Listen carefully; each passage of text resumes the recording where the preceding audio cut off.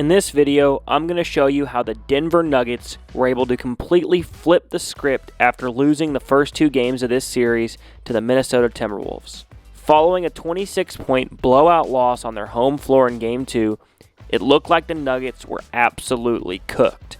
But in one of the most wild series we've seen in recent years, here we sit 11 days later with the Nuggets winning 3 of the last 4 games, heading to a Game 7 in Denver on Sunday afternoon.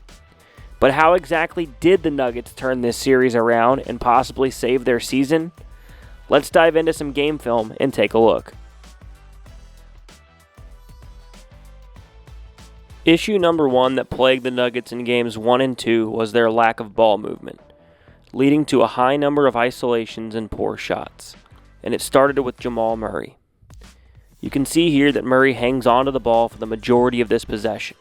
In fact, he does not even make a pass until about 5 seconds to go in the shot clock, and it leads to a bad contested 3 from Jokic. In fact, multiple possessions like this one occur where no one else touches the ball besides Jamal Murray, ultimately leading to bad shots and empty possessions.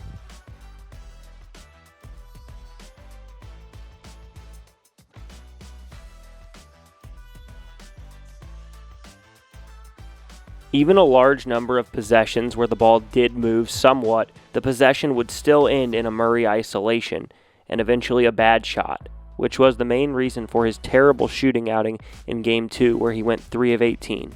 In fact, in the first 2 games, Murray shot just 28% from the floor and 25% from 3.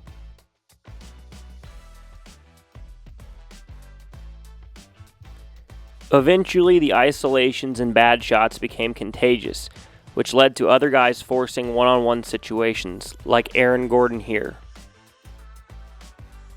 These forced shots by the Nuggets often turned into transition buckets the other way for Minnesota. Michael Porter Jr. and Aaron Gordon took a high number of contested, low-percentage jump shots, and even guys like Justin Holiday were attempting to isolate one-on-one, leading to numerous poor offensive possessions.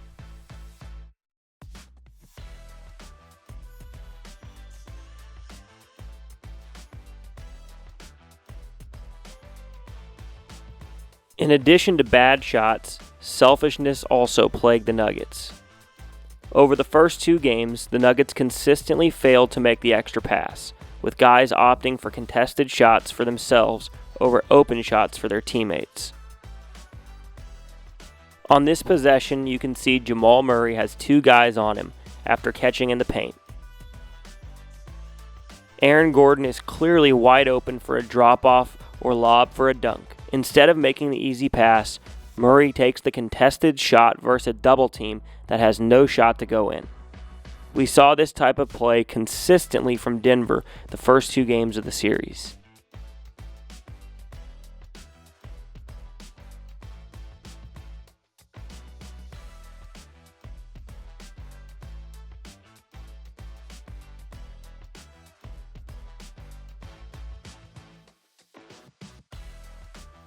Even Joker, who is one of the most unselfish players in the league, failed to make the unselfish pass to his open teammates, instead opting for tougher shots for himself. The last major issue for the Nuggets in Games 1 and 2 was their lack of execution, paired with their sloppy and at times even lazy basketball.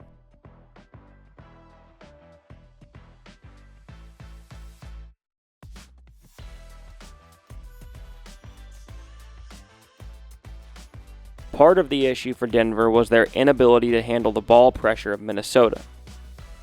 You can see it here with Towns extended out high on Joker, while everyone else is tightly attached to their man off the ball. The pressure causes a bad pass from Joker and leads to an Anthony Edwards run-out layup.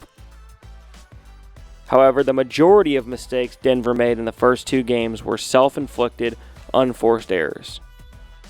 For example, on this possession, you can see Jamal Murray coming off the ball screen. Despite Michael Porter Jr. crowding the driving lane, Murray still has a nice size gap to attack Naz Reid, who is cheating towards Joker on the roll. Instead of reading the screen, Murray throws a lazy one-hand pass to Joker, which leads to a turnover and a transition opportunity for Minnesota that results in a made three. Again here we have another unforced mistake by the Nuggets. After the entry to Joker, Christian Braun is in a great spot for a 45 cut, while Justin Holiday is also in good position for an easy give and go as his defender is leaving to double Joker. Either cut by itself would likely result in an easy layup, but the Nuggets are just not on the same page. Both guys cut at the exact same time to the same spot, and instead of getting an easy bucket, it results in a Denver turnover. These types of plays continue to happen throughout games 1 and 2. From lack of awareness of the shot clock to lazy behind-the-back passes, and it resulted in the Nuggets getting beat in their home building back-to-back games and falling into an 0-2 hole in the series. After losing the first 2 games at home, the Nuggets looked like they were on life support. But something changed during the 3-day break between games 2 and 3, and with what looked like the flip of a switch, the Nuggets started to show why they are the reigning champs. The first thing we saw beginning in Game 3 was a massive shift in ball movement. We can see it in this possession from the first half of Game 3. Rather than one-on-one ISOs, we start to see the ball move from side to side, attacking the paint and kicking to shooters for wide open threes. Again here in Game 3, we see the Nuggets get a paint touch, a kick out, and an extra pass, leading to a great shot for Christian Braun. All throughout Games 3, 4, and 5, the Nuggets' ball movement was phenomenal, leading to wide open threes, layups, and dunks. We also saw guys consistently making unselfish plays that were not made in Games 1 and 2. For example, this is a shot Michael Porter Jr. was absolutely shooting in Game 2. However, in Game 3, he makes the extra pass to Justin Holiday for a wide open corner 3. And that unselfishness was contagious.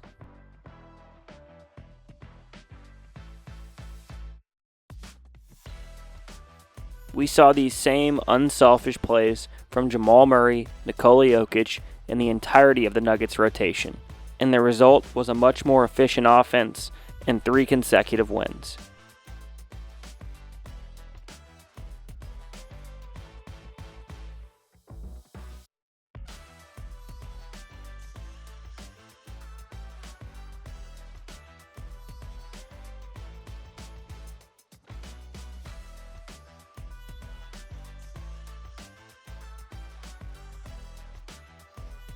In addition to better ball movement and unselfish play, we also saw Denver make the adjustment to be much more deliberate in their offense.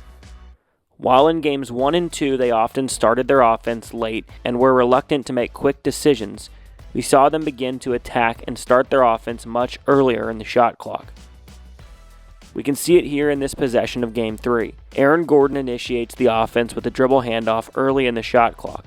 While in Games 1 and 2, we often saw Jamal Murray crossing half court with just 16 seconds to go in the possession. Getting into the offense earlier allows Denver to start the action on one side of the court, reverse the ball to the other side, and get some great action that leads to a wide open shot. They don't score on this possession, but the adjustment to begin their offense earlier made it much more difficult on the T-Wolves to defend the Nuggets throughout Games 3, 4, and 5.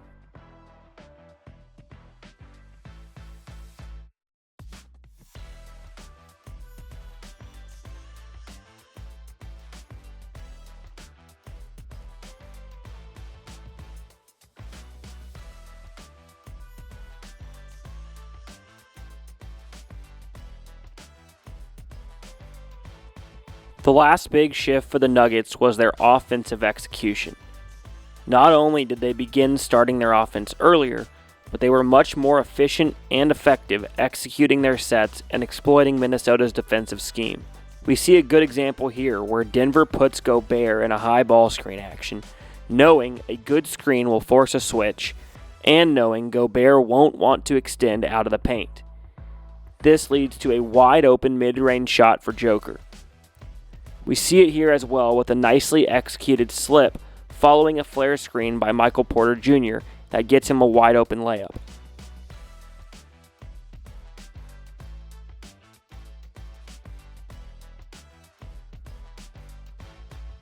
While the Nuggets were sloppy as could be the first 2 games at home, they were crisp and on point with their execution in games 3 through 5. That, paired with their great ball movement, unselfish play, and early initiation of their offense, led to 3 consecutive wins and the Nuggets seizing back control of the series. Unfortunately for Denver fans, in Game 6, the Nuggets got away from a lot of the positive things they did in Games 3 through 5. Jamal Murray was horrific, reverting back to a large amount of isolations and shooting an abysmal 4 of 18 from the field. In fact, the Nuggets as a whole shot just 30% from the field and just 19% from 3. So now we're headed back to Denver for a Game 7 on Sunday afternoon. Will Denver be able to get back to executing their offense and playing unselfish basketball? Or will Anthony Edwards and the Timberwolves defense continue to stifle Jamal Murray, forcing isolations and one-on-one offense? Let us know in the comments section below who you think is going to win Game 7. Also, please make sure to like this video and subscribe to this channel if you enjoyed this content. Check out our weekly sports podcast as well, with new episodes released every Tuesday covering everything in the sports world. We hope you enjoyed this video. Thanks for watching, and we'll catch you next time.